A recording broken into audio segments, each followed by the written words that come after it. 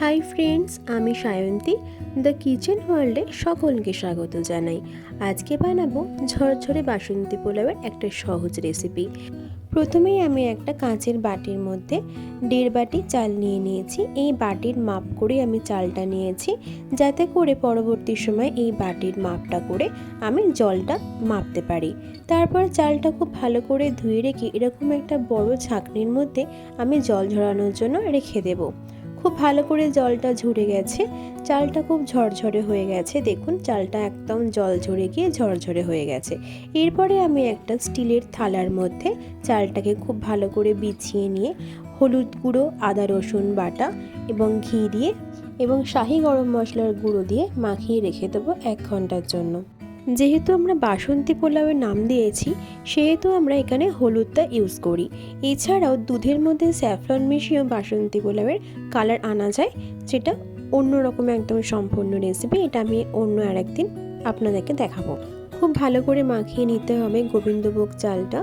এছাড়াও এটা বাসমতি চাল দিয়েও রান্না করা যায়। যত ভালো করে মাখানো হবে পোলাওয়ের টেস্ট তত ভালো হবে। কড়াইয়ের মধ্যে রিফাইন তেল এবং ঘি দিয়ে খুব ভালো করে গরম করে সেখানে আমি কাজু কিশমিশ খুব ভালো করে ভেজে নিয়ে তুলে রেখেছি। কাজু কিশমিশটা খুব ভালো করে ভেজে তুলে রাখার পর তেলে দিয়ে দিলাম গোটা গরম মশলা ফোড়ন। এরপর গোবিন্দভোগ চালটা তেলে দিয়ে দিচ্ছি এবং খুব ভালো করে ভেজে নেব। বাসন্তী পোলাও রান্না করার সময় খেয়াল রাখতে হবে যেন গোবিন্দভোগ চালটা খুব ভালো করে ভাজা হয়, তাহলে বাসন্তী পোলাও খুব ঝরঝরে হয়। যে বাটিটা করে আমি চাল মেপেছিলাম সেই বাটিটা করে আমি জল দিয়ে দিচ্ছি, মানে আমি 1.5 বাটি চাল নিয়েছিলাম, তার জন্য আমি জল দিলাম 3 বাটি। এবারে আমি ঢাকা দিয়ে রান্না করব 7 থেকে 8 মিনিট। 7 থেকে 8 মিনিট পর দেখলাম জল অনেকটাই শুকিয়ে এসেছে। আবারও আমি নাড়িয়ে চাড়িয়ে নিলাম। এই অবস্থাতে আমি অ্যাড করব 1 টেবিল স্পুন নুন এবং 4 টেবিল স্পুন চিনি। আপনারা যেমন মিষ্টি খান সেরকম মিষ্টি অ্যাড করবেন। এটা সম্পূর্ণ নিজস্ব ব্যাপার।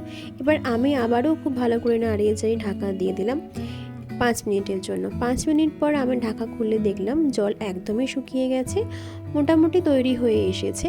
এই সময় আমি অ্যাড করব ভেজে রাখা কাজু কিশমিশগুলো। অ্যাড করে খুব ভালো করে মিশিয়ে নিচ্ছি এবং তারপরে আমি অ্যাড করব 1 টেবিল স্পুন গোলাপ জল এবং 1 টেবিল স্পুন কেওড়া জল।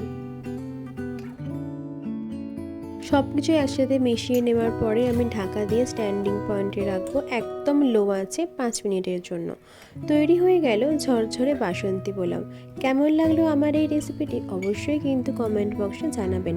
ভালো লাগলে লাইক করবেন, শেয়ার করবেন এবং ফলো করবেন। টাটা।